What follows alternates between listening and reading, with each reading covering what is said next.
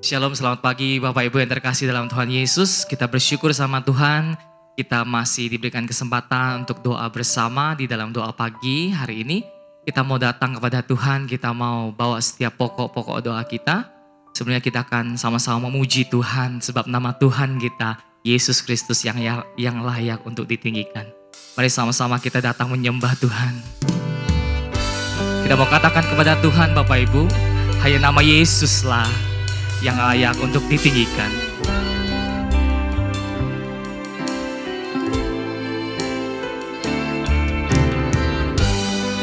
Oh Tuhan, kami datang sekali lagi menyembah-Mu Tuhan, sebab nama-Mu yang layak Tuhan. Sama-sama kita katakan, Yesuslah Tuhan yang layak ditinggikan, layak disembah oleh suku-suku bangsa. Dengan darah-Mu Kau telah tebus dosaku. Genapi Tuhan firman-Mu atas negeriku. Sekali lagi sama-sama kita mau katakan, hanya Yesuslah Tuhan kita. Yesuslah Tuhan yang layak ditinggikan, layak disembah oleh suku-suku bangsa. Dengan darah-Mu Kau telah tebus dosaku.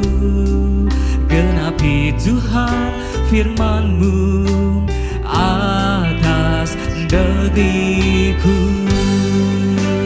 Hatiku rindu melihat kemuliaan-Mu. Hatiku rindu melihat curahan kuasa-Mu di tanah tercinta, negeriku Indonesia. Ku berdoa Indonesia penuh kemuliaan-Mu. Indonesia bagi kemuliaan-Mu.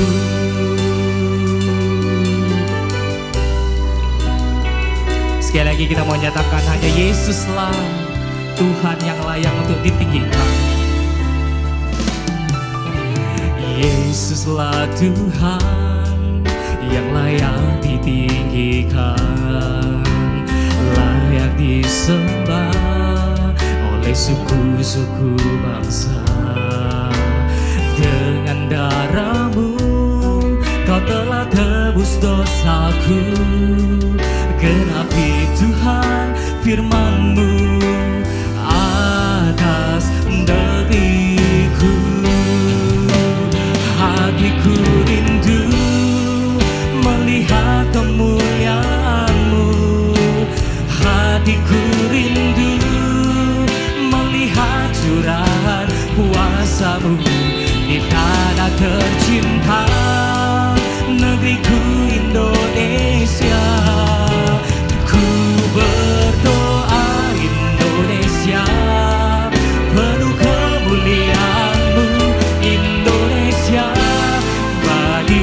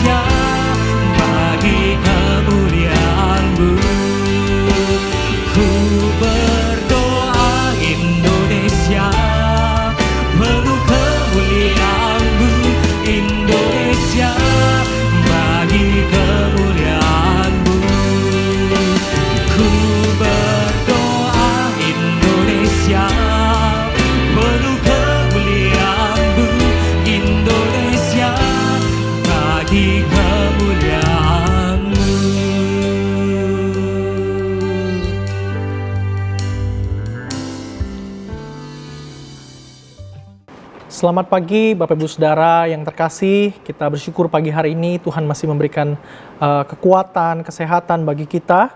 Kita akan sama-sama mendengarkan firman. Mari kita terlebih dahulu tundukkan kepala kita berdoa. Bapa, kami bersyukur kepada Tuhan sebab Tuhan memberikan kami kesempatan untuk hidup pagi hari ini.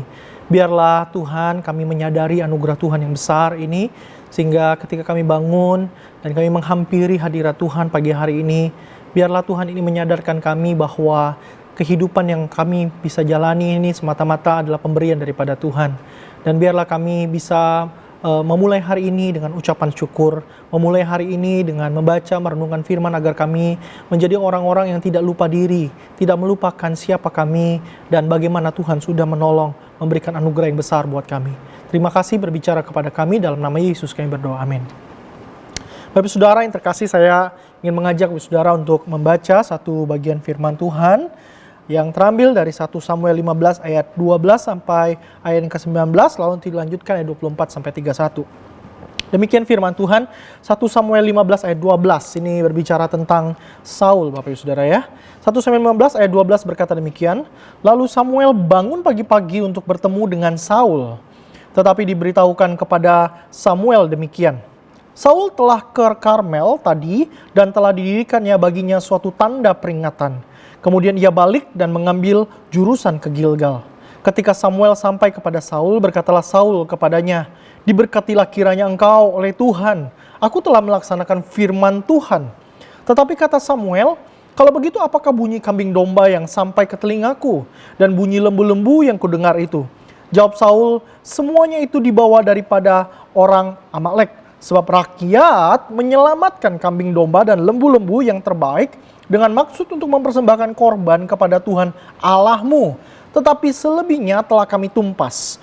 Ayat 16, lalu berkatalah Samuel kepada Saul, sudahlah, aku akan memberitahukan kepadamu apa yang difirmankan Tuhan kepadaku tadi malam. Kata Saul kepadanya, katakanlah. Sesudah itu berkatalah Samuel, bukankah engkau, walaupun engkau kecil pada pemandanganmu sendiri, telah menjadi kepala atas suku-suku Israel? Dan bukankah Tuhan telah mengurapi engkau menjadi raja atas Israel?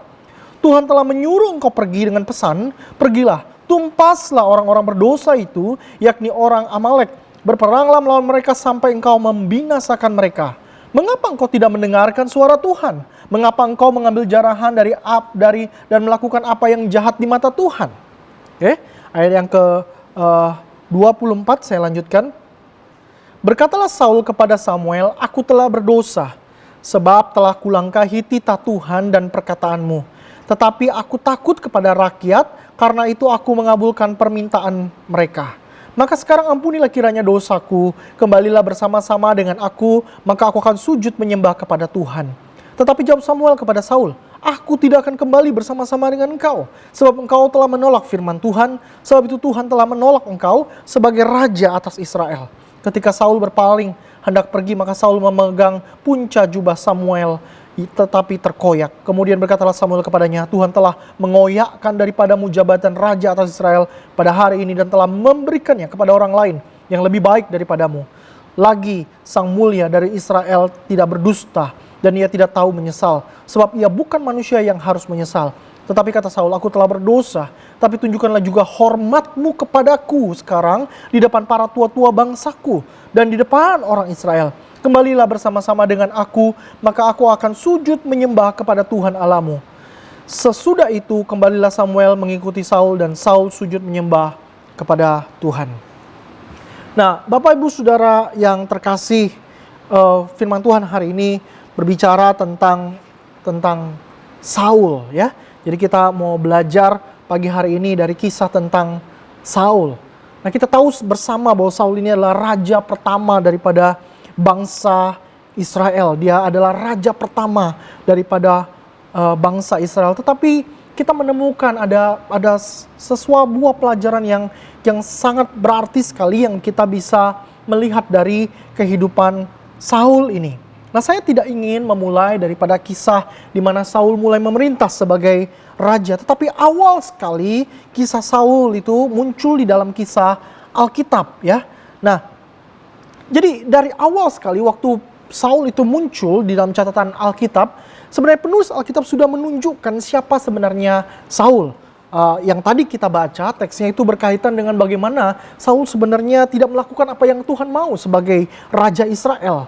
Tetapi jauh sebelum itu kita melihat siapakah Saul sebelumnya, sebelum dia menjadi raja.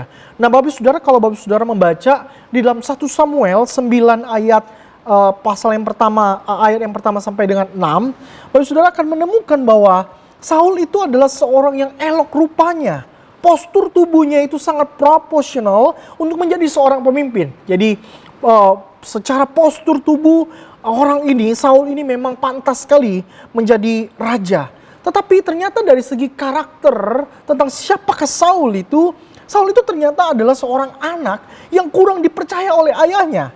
Nah kalau kita membaca di pasal 9, 1 Samuel pasal 9 ayat 3 di situ dijelaskan bahwa ketika ayahnya menyuruh Saul itu mencari domba yang hilang, ayahnya itu tidak membiarkan Saul pergi seorang diri, tetapi seorang harus mendampingi Saul untuk melakukan pencarian itu, ya, pencarian daripada keledainya. Jadi di situ kita melihat bahwa sebenarnya ayah daripada Saul sendiri tidak terlalu percaya dengan kemampuan Saul itu mencari keledai yang hilang. Nah ini hal berbeda tentunya dengan Daud, Bapak Saudara ya. Kalau kita baca kisah tentang Daud itu dari masa muda itu sudah menghadapi singa beruang ya ketika dia mengembalakan domba sendirian. Saul tidak, hanya persoalan mencari keledai saja harus ditemani. Ini membuktikan bahwa dia bukanlah seorang yang dapat dipercaya. Oke? Nah, dan itu terbukti ketika dalam perjalanan mereka mencari keledai yang hilang, Saul itu menyerah. Dia berkata kepada kepada budak ataupun hamba yang mendampingi, dia bilang, "Sudahlah, kita putar balik saja. Kita kembali saja." Ya, di ayat yang keempat dan ayat ke-6 dari pasal 9 itu, ya. Dan bahkan kalau kita baca seterusnya di Samuel pasal 9 ayat 21, kita mendapati bahwa Saul itu adalah seorang yang merasa dirinya tidak layak. Ketika Samuel mengangkat dia menjadi raja, memperkenalkan di depan bangsa Israel, Saul itu bersembunyi di tumpukan barang, tidak berani untuk keluar. Kenapa? Karena dia sendiri merasa tidak percaya diri, tidak layak. Nah dari sini kita melihat bahwa Saul itu sebenarnya di satu sisi memang orang yang kurang dipercaya, kurang percaya diri, begitu ya. Tetapi di sisi yang lain, ternyata sifat ini sebenarnya punya nilai positif. Sebab apa? Sebab tampaknya dia mengetahui betul siapa dirinya. Bahwa dia tidak layak untuk dijadikan atau diangkat sebagai Raja Israel. Dia sadar betul memang secara postur tubuh dia pantas menjadi raja, tetapi apa yang menjadi identitas karakternya ternyata dia merasa dia tidak cocok. Ya, dia tidak cocok sekali. Maka kalau dia diangkat sebagai raja, tentu ini adalah anugerah, hak istimewa yang dia terima dari Allah. Dan dia harusnya menghargai jabatan ini sebagai sesuatu anugerah yang besar, yang seharusnya dijaga baik-baik. Dalam catatan kita ketika Saul itu diangkat sebagai raja dan Samuel itu mengumumkan bahwa kepada rakyat Israel bahwa Saul itu adalah raja mereka. Bapak Saudara tahu bahwa orang Israel pun meragukan Saul. Dalam catatan Alkitab dikatakan gini, rakyat itu berkata, masakan orang ini dapat menyelamatkan kita? Orang Israel meragukan kompetensi daripada seorang Saul. Tapi buat saya yang paling penting begini, ketika dia merasa bahwa dia itu tahu siapa dirinya, ya, dia sadar betul ini anugerah daripada Tuhan. Saya pikir ini sesuatu yang baik. Kalau dia sampai merasa dan menyadari bahwa ini anugerah yang besar daripada Tuhan dan dia harus menggunakan kesempatan ini baik-baik. Tetapi ketika keraguan daripada rakyat muncul terhadap dirinya, Saul itu ternyata terjebak di dalam sebuah permainan untuk mendapatkan penghormatan dan pengakuan dari rakyat. Ia terjebak ke dalam permainan untuk mempertahankan kekuasaannya. Nah jelas saja saudara, kisah yang kita baca tadi, semua itu berkaitan dengan bagaimana Saul itu terjebak di dalam permainan itu. 1 Samuel 15 yang kita baca tadi menunjukkan hal itu. Jadi Saul itu disuruh Tuhan untuk menumpas habis bangsa Amalek sampai kepada keledai-keledainya. Tetapi Saul menyisakan Raja Agag dan kambing domba yang gemuk. Setelah dia menang, Saul tidak bersyukur kepada Tuhan terlebih dahulu. Tetapi dalam ayat yang ke-12 dicatat bahwa dia membangun peringatan bagi dirinya sendiri. Dengan kata lain, Saul ingin mengklaim bahwa kemenangan itu bukanlah anugerah Tuhan, tetapi semata-mata karena kehebatan dirinya. Saudara lihat ya, bahwa dia mengklaim bahwa kemenangan itu karena dirinya. Dan lucu sekali kalau kita baca seterusnya di ayat 13, bagaimana respon Saul waktu Samuel datang. Setelah dia berperang mengalahkan bangsa Israel, dia datang dan dia berkata kepada Samuel seolah-olah dia sudah melaksanakan firman Tuhan. Ya. Dia mengatakan bahwa dia sudah melaksanakan firman Tuhan, padahal tidak. Dia tidak melakukan firman Tuhan, tapi dia menyapa Samuel dan dia berkata, aku sudah melakukan firman Tuhan. Lalu ayat 15 kalau kita lanjutkan seterusnya, ketika dia ditegur oleh Samuel, kenapa kamu menyisakan kambing domba yang gemuk itu? Saul tidak mau mengakui langsung kesalahannya, tetapi dia justru menyalahkan rakyat, mengambing hitamkan rakyat, bahwa rakyat pengen supaya kambing domba itu tetap ada untuk nanti dipersembahkan kepada Tuhan. Dia nggak mengaku kesalahan, tetapi dia mengambing hitamkan rakyatnya.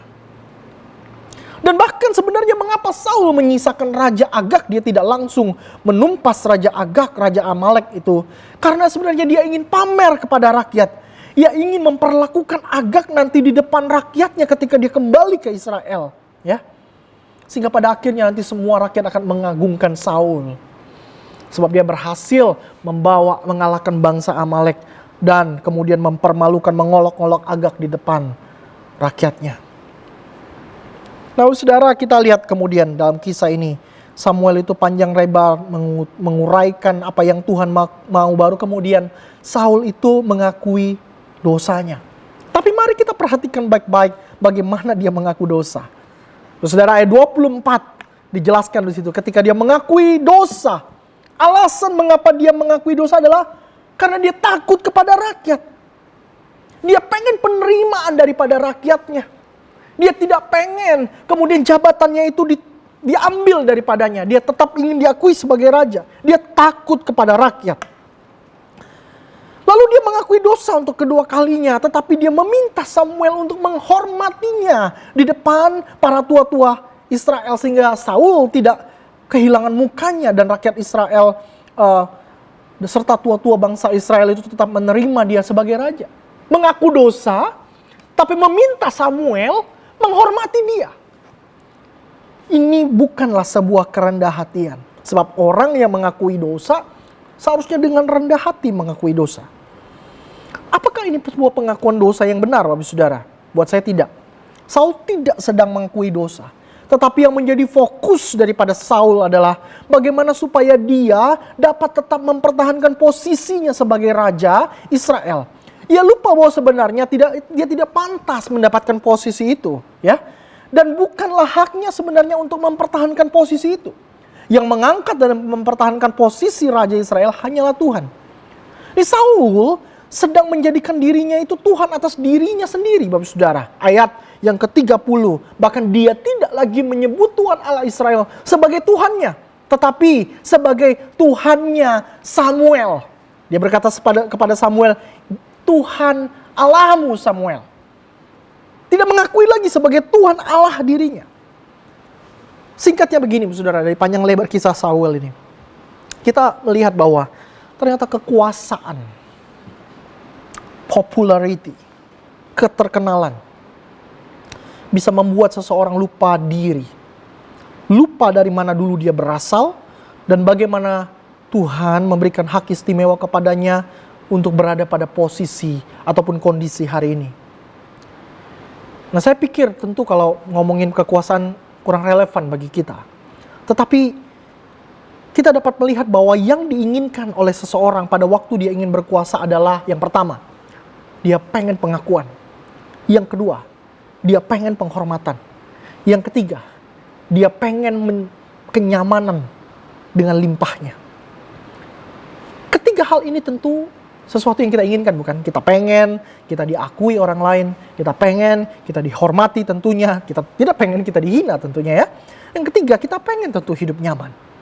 Artinya begini, ketika kita pengen mempertahankan ketiga hal itu, menginginkan pengakuan, penghormatan, kenyamanan secara berlebihan, maka di situ kita punya potensi, kita dapat lupa siapa diri kita di hadapan Tuhan.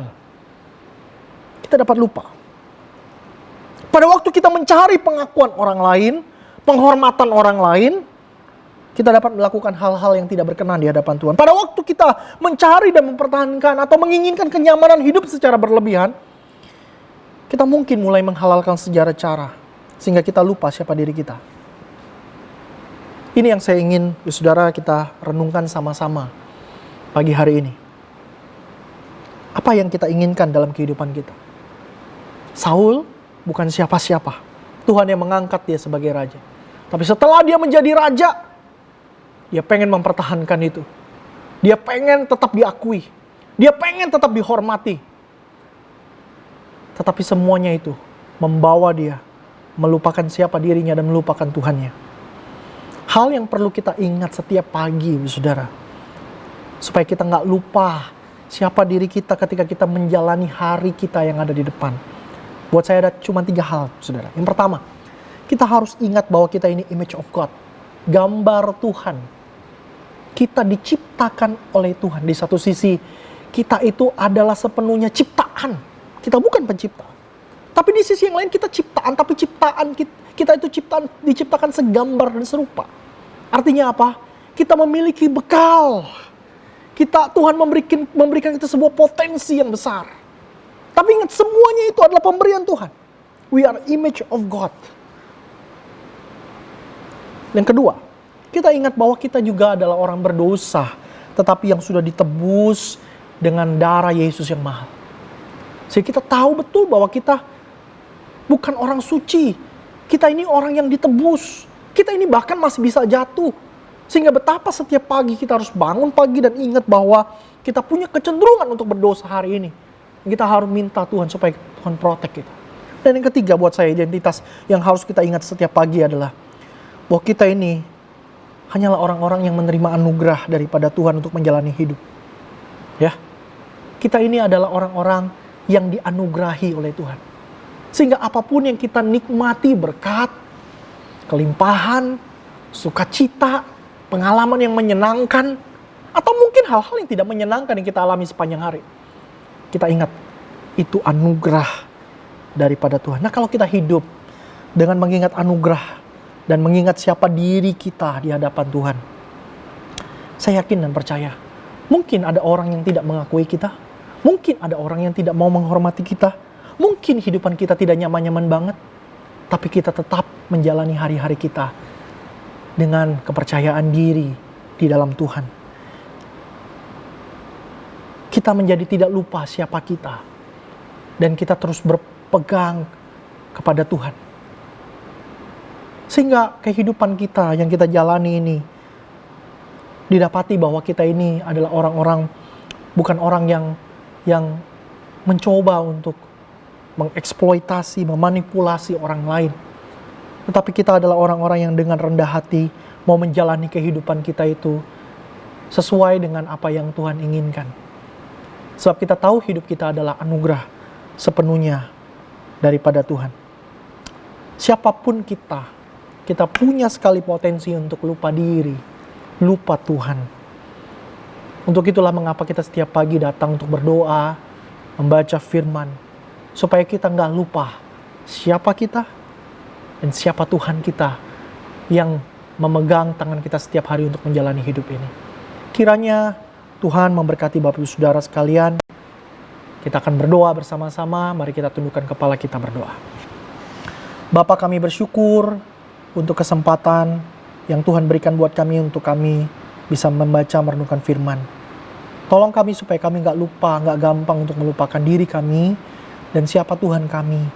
Tuhan tolong kami supaya Dengan pemahaman dan ingatan inilah Tuhan, kami menjalani hari-hari kami dengan sadar.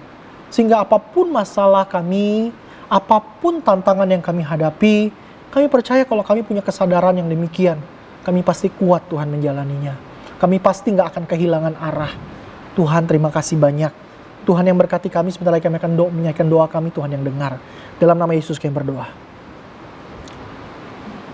Bapak Saudara, mari kita sama-sama pagi hari ini akan berdoa untuk beberapa pokok doa ya. Yang pertama, saya ingin mengajak Bapak Saudara untuk berdoa untuk rencana pembukaan ibadah minggu ya. Secara hybrid, artinya ada yang onsite, tetapi juga ada yang live streaming, kita tetap live streaming. Dan rencananya nanti di bulan Desember Bapak Saudara ya. Kita doakan supaya semuanya dapat dipersiapkan dengan baik. Dan yang kedua, kita juga bisa mendoakan untuk rencana beberapa renovasi yang akan dikerjakan di gereja kita, supaya Tuhan yang memberkati semua perencanaannya bisa matang dan juga bisa dikerjakan dengan cepat, dengan baik Tuhan, supaya gedung ibadah kita ketika kita nanti melaksanakan ibadah secara onsite benar-benar cukup nyaman, khususnya di kondisi kita masih dibayang-bayangi dengan pandemi ini. Mari kita buka suara, kita berdoa untuk pokok doa ini. Bapa, kami mau berdoa menyerahkan untuk rencana untuk pembukaan ibadah minggu secara hybrid di bulan Desember.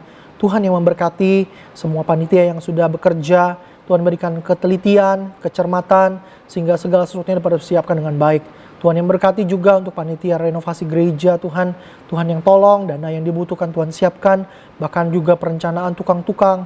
Tuhan juga yang siapkan tukang yang terbaik untuk membangun renovasi gereja ini Tuhan. Supaya kerinduan kami, gedung di mana kami beribadah menjadi cukup nyaman Tuhan untuk kami beribadah bersama, cukup juga memperhatikan tentang protokol-protokol kesehatan karena kami masih hidup dibayang-bayangi oleh pandemi ini. Untuk itu berikan hikmat Tuhan untuk setiap pengurus gereja, majelis gereja dan semua panitia yang sudah ada bisa bekerja dengan baik, Tuhan yang menolong. Terima kasih, ini doa kami dalam nama Yesus kami berdoa. Saudara, kita juga mau berdoa untuk persiapan Natal. Jadi sebentar lagi kita memasuki bulan Desember. Tuhan kita berdoa supaya panitia yang sudah terbentuk bisa bekerja sama dengan baik, mengerjakan semua bagian-bagian dengan baik, dan Tuhan memberikan hikmat untuk menjalankan perannya masing-masing sebagai anggota tubuh Kristus yang melayani. Mari kita buka suara, kita berdoa. Bapa, kami mau berdoa untuk panitia Natal Tuhan yang sudah terbentuk, yang akan memikirkan tentang acara Natal kami, khususnya di masa pandemi yang gak mudah ini. Biarlah Tuhan berikan kreativitas, berikan hikmat, Tuhan yang berikan juga kemampuan untuk bisa bekerja sama dengan baik satu dengan yang lain. Tuhan juga berkati supaya semuanya bisa dikerjakan dengan matang Tuhan, rencananya juga dengan matang. Dan biarlah memikirkan tentang kondisi kami di masa pandemi ini, kerinduan kami. Meskipun mungkin acara Natal dikerjakan dengan sederhana, tapi biarlah kami tidak kehilangan makna ini. Kali kedua Tuhan kami merayakan Natal secara di tengah-tengah pandemi. Untuk itu Tuhan berikan kesempatan untuk kami semua jemaat Tuhan bisa menikmati sekali lagi makna Natal. Kami tidak menjalani Natal dengan hambar, tapi biarlah hati kami dikuatkan oleh Tuhan, diberikan semangat oleh Tuhan untuk mengingat bahwa Kristus sudah lahir buat kami, sehingga itu juga memberikan pengharapan yang baru buat kami di tengah-tengah kesulitan pandemi yang kami alami. Tuhan, terima kasih banyak nih, doa kami dalam nama Yesus kami berdoa. Saudara, yang kedua kita juga mau berdoa untuk anak-anak yang sebagian besar sudah mengikuti sekolah secara onsite atau secara pertemuan tatap muka di sekolah, agar Tuhan melindungi mereka semua yang sudah datang ke sekolah, bahkan juga setiap pihak sekolah. Anak-anak kita juga tetap melakukan protokol kesehatan yang ketat. Itu yang pertama. Yang kedua, kita berdoa untuk bisnis dan pekerjaan jemaat Tuhan memasuki masa-masa transisi setelah pandemi ini ya. Kita perlu adaptasi, adjustment, supaya jemaat Tuhan diberikan hikmat untuk mengelola pekerjaan dan bisnis yang Tuhan percayakan agar tetap bisa menjadi berkat bagi banyak orang. Mari kita buka suara untuk pokok doa ini, kita berdoa, nanti kemudian saya akan menutup rangkaian pokok doa kita pagi hari ini. Bapak, kami mau berdoa kepada Tuhan untuk anak-anak kami yang sebagian besar sudah mengikuti pertemuan tatap muka di sekolah. Bapak, tolong lindungi mereka, tolong mereka untuk juga ingat protokol kesehatan. Kau yang jauhkan mereka dari semua virus, bahkan juga pihak sekolah. Tuhan berikan hikmat supaya tetap bisa mengatur jalannya belajar mengajar dengan baik dan juga dengan protokol kesehatan yang ketat. Kerinduan kami, tidak ada klaster-klaster baru yang muncul karena pertemuan tatap muka ini. Tuhan yang tolong berkati, lindungi anak-anak kami, lindungi keluarga kami semua Tuhan. Kami juga mau berdoa untuk bisnis dan pekerjaan jemaat memasuki masa transisi setelah pandemi ini Tuhan. Perlu adaptasi, perlu adjustment, tapi biarlah Tuhan Yesus di tengah-tengah kondisi ini Tuhan memberikan hikmat bagi jemaat Tuhan untuk bisa mengelola pekerjaan, mengelola bisnis yang ada itu dengan hikmat Tuhan. Dan ingat Tuhan bahwa semata-mata bahwa semuanya itu ya Tuhan, Tuhan berikan adalah untuk menjadi berkat buat banyak orang. Untuk itu biarlah Tuhan menolong, memberkati jemaat Tuhan, bisa tetap Engkau yang berkati, memberikan hikmat buat mereka untuk dapat bekerja, dapat mengelola bisnis juga dalam hikmat dan akan takut akan Tuhan. Tuhan, terima kasih banyak untuk pagi hari ini kami sudah mengatakan doa-doa kami. Kami tahu Tuhan mungkin apa yang kami kerjakan pagi hari ini jauh dari sempurna. Tapi Tuhan, Kau dengarlah permohonan hati kami. Engkau yang menjawab seturut dengan rencana Tuhan yang baik. Terima kasih Tuhan, di doa kami menyerahkan sepanjang hari ini semua kegiatan, aktivitas kami ke dalam tangan Tuhan. Biarlah anugerah dan berkat dan pertolongan daripada Tuhan Yesus Kristus itu terus menaungi kami sepanjang hari ini dan sampai Tuhan Yesus datang kembali. Dalam nama Kristus Yesus kami berdoa bersyukur. Haleluya. Amin. Selamat pagi saudara, selamat menjalani aktivitas pagi hari ini. Tuhan Yesus memberkati kita semua.